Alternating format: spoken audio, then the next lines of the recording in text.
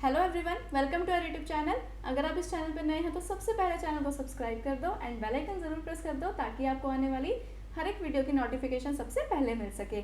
जैसा कि आप सब जानते हैं, हमारी चल रही है ऑर्गेनाइजेशनल बिहेवियर की सीरीज, राइट। इसमें मैंने आपको क्या स्टार्ट करवा रखा था? ऑर्गेनाइजेशनल कल्चर स्टार्ट करवा रखा था।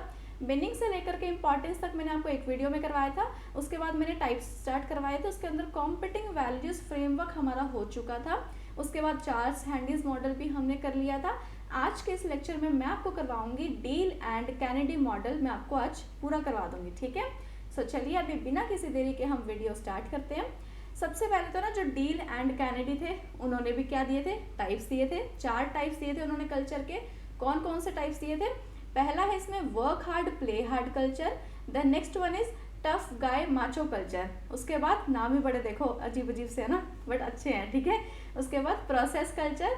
इसके बाद लास्ट आता that is called bet your company culture, ठीक है। अब इनका पूरा नाम क्या था पहले हम वो देख लेते हैं, और उन्होंने कब दिया था ये चारों के चारों टाइप्स वो भी हम देख लेते हैं। इनका पूरा नाम था Terrence Deal and Allan Kennedy. इन्होंने ना एक ना बेसिकली बुक पब्लिश की थी जिसका नाम था कॉर्पोरेट कल्चर्स, ठीक है। क्या नाम था? कॉर्पोरेट कल्चर्स, कंपनी के कल्चर है ना, कॉर्पोरेट कल्चर। तो कब पब्लिश की थी? 1982 के अंदर पब्लिश की थी। उसमें इन्होंने ना ये 4 टाइप्स दिए थे कल्चर के, और बेसिकली ना इन्होंने इसमें ना 2 डायमेंशंस लिए थे जिसके बेसिस पे इन्होंने ये चारों के चारों क्या किए, ये चारों के चारों टाइप्स को डिफाइन किया था। कौन कौन से वो 2 डायमेंशंस थे, कौन कौन से वो 2 एट्रीब्यूट्स कह लीजिए, फैक्टर्स कह लीजिए, कौन कौन से 2 थे? पहला तो था रिस्क एसोसिएटेड, ठीक है। मतलब कहने का कि अपनी जो ना ऑर्गेनाइजेशन के अंदर एक्टिविटीज होती हैं उसमें रिस्क कितना एसोसिएटेड है, रिस्क कितना जुड़ा हुआ है। उसके बाद दूसरा कौन सा? That is called speed of feedback, यानी कि अपनी कंपनी के अंदर जितनी भी एक्टिविटीज हो रही है ना उसके अंदर एक्शंस की स्पीड क्या है, रिएक्शंस कितनी जल्दी हो रहे हैं, एक्टिविटीज की स्पीड क्या है, फीडबैक की स्पीड क्या है, और वही तो हमें बताएगी कि अपने एक्शन जो है वो सक्सेसफुल रहेंगे कि नहीं, है ना। तो बेसिकली यहाँ पे 2 चीजें इन्होंने बताई थी, 2 फैक्टर्स इन्होंने दिए थे। First one is risk associated, second one is speed of feedback, ठीक है। अभी इन दोनों ही एट्रीब्यूट्स के बेसिस पे, इन दोनों डायमेंशंस के बेसिस पे जो 4 टाइप्स इन्होंने डिफाइन किए थे इसको हम 1 बाय 1 करेंगे। सबसे जो पहला जो टाइप था that is called work hard play hard culture, है ना। देखो नाम से पता लग रहा है अभी वर्क हार्ड करना है, मेहनत करनी है ज़्यादा। तो ये कल्चर ना मैं आपको ना सारे के सारे जो कल्चर्स है ना वो एग्जाम्पल के थ्रू समझाऊंगी, ठीक है। जो सबसे पहला कल्चर है work hard play hard culture, जैसे आपने देखा हो ना सेल्स पर्सन होता है। अब सेल्स वो 5 दुकानों पे जाएगा एक दिन के अंदर तो अच्छी सेल कर लाएगा, है ना। 10 पे जाएगा और ज़्यादा अच्छी सेल कर लाएगा। यानी कि यहाँ पे आप जितनी ज़्यादा मेहनत करोगे, जितना ज़्यादा वर्क हार्ड करोगे, उतनी ज़्यादा आप यहाँ पे अच्छी इनकम कर सकते हो, अच्छा सक्सेसफुल आप हो सकते हो, है ना। उसके बाद जैसे रेस्टोरेंट्स में होता है, कैसे रेस्टोरेंट्स में क्या रहता है, आपने पिज़्ज़ा ऑर्डर किया, उनको इमीडिएटली पिज़्ज़ा बनाना रहता है ना, उनको बनाना पड़ता है इमीडिएटली। जो भी आपने ऑर्डर दिया, पिज़्ज़ा बर्गर पास्ता, जो भी आपको खाना अच्छा लगता है, जो भी आपने ऑर्डर किया है, तो वो उन्हें इमीडिएटली आपका ऑर्डर पूरा करके देना होता है ना, विद इन सम टाइम। तो यहाँ पे बेसिकली कुछ एग्जाम्पल्स आ जाते हैं इसके, इस कल्चर के। क्या होगा इसमें? हाई स्पीड एक्शन होगा। आपने ऑर्डर दिया, साथ साथ उन्होंने पिज़्ज़ा बनाया, है ना। सेल्स पर्सन है, कितनी मेहनत करता है एक दिन में, अब वो आलस खिंडा के रखेगा, है ना। एक दिन में 2 दुकानों पे जाके आएगा तो कहाँ से कंपनी की सेल कर लेगा, है ना। तो यहाँ पे क्या रहता है, फीडबैक अच्छा रहता है, एक्टिविटीज़ की स्पीड बहुत रहती है। अब इतनी मेहनत करनी है, सारा का सारा दिन लगे रहना है, तो एनर्जी तो चाहिए होगी ना, हाई लेवल ऑफ एनर्जी यहाँ पे रिक्वायर्ड रहती है, ठीक है। और यहाँ पे मेनली किसके ऊपर फोकस किया जाता है? वर्क की क्वांटिटी के ऊपर, मतलब ज़्यादा से ज़्यादा मेहनत करनी है, ज़्यादा से ज़्यादा काम करना है, ठीक है। अब इसमें रिस्क कहाँ से ही हुआ? सारा का सारा काम तो आपकी मेहनत के ऊपर बेस्ड है। जितना सेल्स पर्सन जाएगा, जितनी ज़्यादा शॉप्स पे उतनी ज़्यादा सेल्स कर लाएगा। रेस्टोरेंट्स में जितने ज़्यादा ऑर्डर्स आएंगे उतनी ज़्यादा मेहनत, उतने ज़्यादा अच्छी इनकम, है ना। तो रिस्क तो बहुत कुछ खास हुआ नहीं ना इस चीज़ के अंदर। तो यहाँ पे क्या रहता है, बेसिकली रिस्क कम रहता है, और यहाँ पे जो बेसिकली जो फीडबैक की स्पीड है, एक्शंस की स्पीड है, वो ज़्यादा रहती है, ठीक है। ये हो गया अपना पहला कल्चर। इसमें बेसिकली क्या किया जाता है, टीम वर्क को अप्रिशिएट किया जाता है। अब सारे मिलके मेहनत करेंगे ना, कंपनी ने एक सेल्स पर्सन रख ली, इतनी बड़ी कंपनी है, एक सेल्स पर्सन कहाँ कहीं जाएगा, है ना। तो यहाँ पे क्या होगा, बेसिकली टीम वर्क को अप्रिशिएट किया जाता है, टीम वर्क में ही काम किया जाता है और समटाइम्स चैलेंज भी दे दिया जाता है। आपने देखा होगा कि एक सेल्स पर्सन को बोल दिया कि अगर आप सेल ज़्यादा करके लाओगे तो आपको मैं इंसेंटिव्स दूंगा, दूसरे को भी बोल दिया, तीसरे को भी, मतलब कहने का यहाँ पे सबको एक तरीके से चैलेंज दे दिया। जो सबसे ज़्यादा सेल्स करके लाएगा उसको इंसेंटिव्स मिलेंगे, है ना, बोनस मिलेंगे, छुट्टी मिल जाएगी चलो अगले दिन की, है ना। तो ऐसा करके जो है वो कुछ भी इंसेंटिव्स यहाँ पे हो सकते हैं, चैलेंज होने किया जा सकता है। तो टीम वर्क को यहाँ पे बेसिकली अप्रिशिएट किया जाता है। तो अगर हम इसमें टेबल में चलें तो ये देख सकते हो आप, वर्क हार्ड प्ले हार्ड, इसमें फास्ट फीडबैक रहता है और रिस्क क्या रहता है, थोड़ा सा कम रहता है, ठीक है, डन। इसके बाद हम चलते हैं सेकंड कल्चर के ऊपर। सेकंड कल्चर क्या है, टफ गाय माचो कल्चर। देखो नाम से पता लग रहा है, टफ गाय यानी कि स्ट्रॉन्ग गाय। अभी कोई बंदा इतना स्ट्रॉन्ग है, दैट मीन्स वो कुछ ऐसा काम कर रहा है जिसमें मेहनत भी बहुत ज़्यादा लगती है, रिस्क भी बहुत ज़्यादा है ना। दोनों ही चीज़ें क्या होंगी, ज़्यादा होंगी, मेहनत भी ज़्यादा, मतलब जो एक्शंस की स्पीड है, जो काम की स्पीड, एक्टिविटीज़ की स्पीड है वो भी ज़्यादा, रिस्क भी ज़्यादा। फॉर एग्जाम्पल पुलिसमैन है, सर्जियंस है ना, उन्हें सर्जरी करनी होती है, कोई पेशेंट आया, ऐसे तो नहीं कहेंगे ना 2 दिन इनको बिठा दो बेड पे, मैं 2 दिन बाद सर्जरी करूंगा, आज मूड नहीं है, ऐसा तो नहीं बोल सकते ना कोई डॉक्टर, है ना। कोई भी सर्जियन है, अगर कोई इमरजेंसी आई है तो उन्हें इमीडिएटली सर्जरी करनी पड़ती है ना। कोई केस आया पुलिस के सामने, उन्हें इमीडिएटली यहाँ पे एक्शन में आना होता है। तो यहाँ पे जो एक्शन की स्पीड है वो क्या हो गई, फास्ट होगी। अब कोई सर्जन है, कोई सर्जरी कर रहा है, उसमें कितना रिस्क है ये आपको बताने की ज़रूरत नहीं है, ये आपको समझाने की भी ज़रूरत नहीं है ना। मतलब कोई भी बेसिकली हम किसी की ज़िंदगी के साथ वहाँ पे डील कर रहे होते हैं, है ना। तो यहाँ पे बेसिकली सर्जन है तो क्या करेगा, वहाँ पे रिस्क कितना रहता है, पुलिसमैन को 24 आवर्स रिस्क रहता है, कुछ हो ना जाए, है ना। तो यहाँ पे रिस्क भी ज़्यादा और फीडबैक की जो स्पीड है वो भी ज़्यादा। बट ना यहाँ पे ना थोड़ा सा ना इंडिविजुअलिज्म को ज़्यादा प्रमोट किया जाता है as compared to team work. जैसे मैंने आपको पहले में बताया ना, थोड़ा टीम वर्क का रहता है। अब टफ गाय माचो कल्चर में क्या होता है, फॉर एग्जाम्पल मैं आपको इसमें स्पोर्ट्स पर्सन का दूँ तो एक क्रिकेट की टीम है ना। अब क्रिकेट की टीम पूरी जो है, हर एक वहाँ पे, वैसे तो वो देखो टीम वर्क कर रहे हैं, वैसे तो वो टीम पूरी टीम खेलेगी नेशनल लेवल पे या इंटरनेशनल लेवल पे, तो टीम वर्क तो रहता ही रहता है। बट कहीं ना कहीं यहाँ पे हर एक क्रिकेटर को ये होता है ना कि मैं ज़्यादा चौके छक्के मारूं, मेरा अच्छा नाम हो, मैं स्टार बनूं, है ना, मेरा अच्छा नाम हो, अच्छा पैसा हो, सब कुछ हो, मेनली उन्हें नाम का रहता है। तो यहाँ पे हर एक पीपल, हर एक एम्प्लॉय जो है यहाँ पे, या हर एक जो भी जॉब कर रहे हैं, बेसिकली वो ये वर्क हार्ड करते हैं खुद को जो है ऊपर पहुंचाने के लिए, खुद को स्टार बनाने के लिए।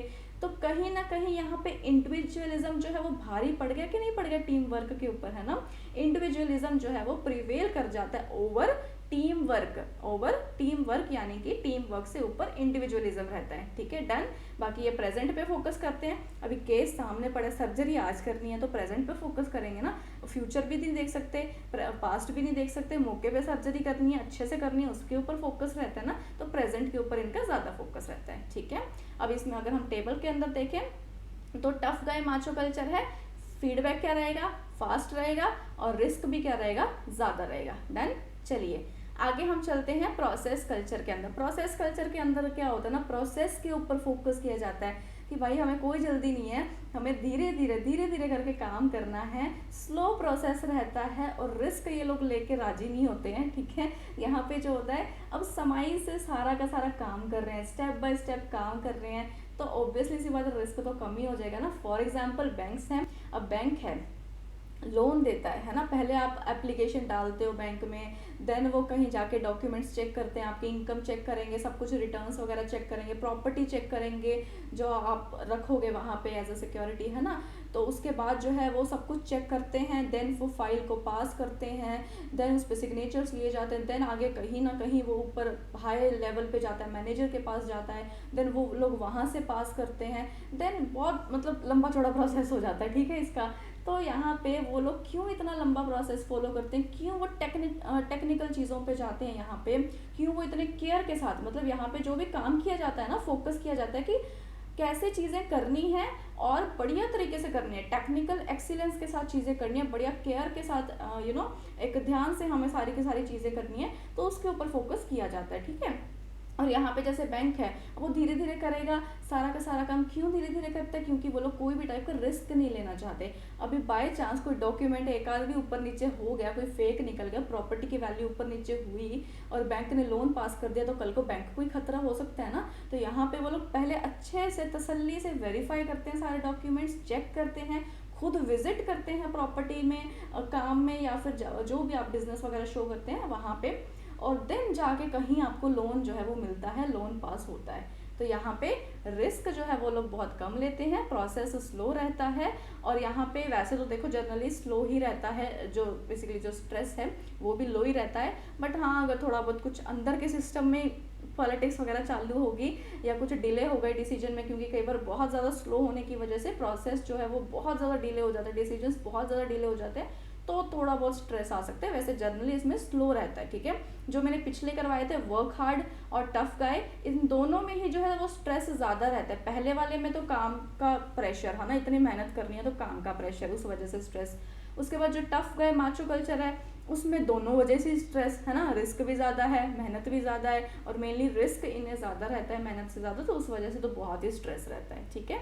देन इसके बाद बस ये देखते देखते हमारे 3 टाइप्स हो गए, लास्ट टाइप बचा है, that is called bet your company culture.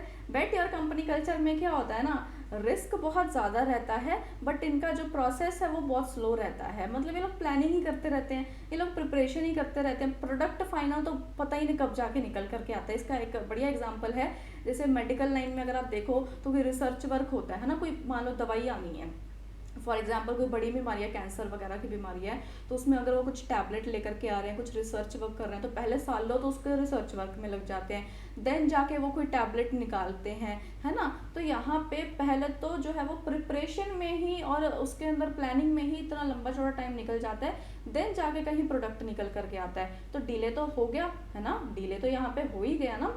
इसके बाद जो रिस्क है वो कितना रहता है।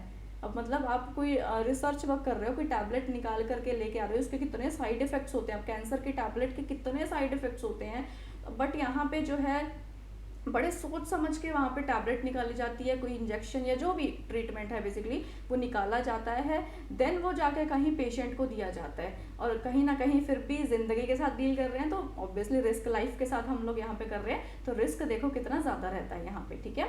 तो हाई रिस्क रहता है, डिले, वैसे प्रोसेस इसका स्लो रहता है, ठीक है। इनका फोकस होता है प्रिपरेशन एंड लॉन्ग टर्म के ऊपर, इनका फोकस रहता है, प्लानिंग के ऊपर फोकस रहता है।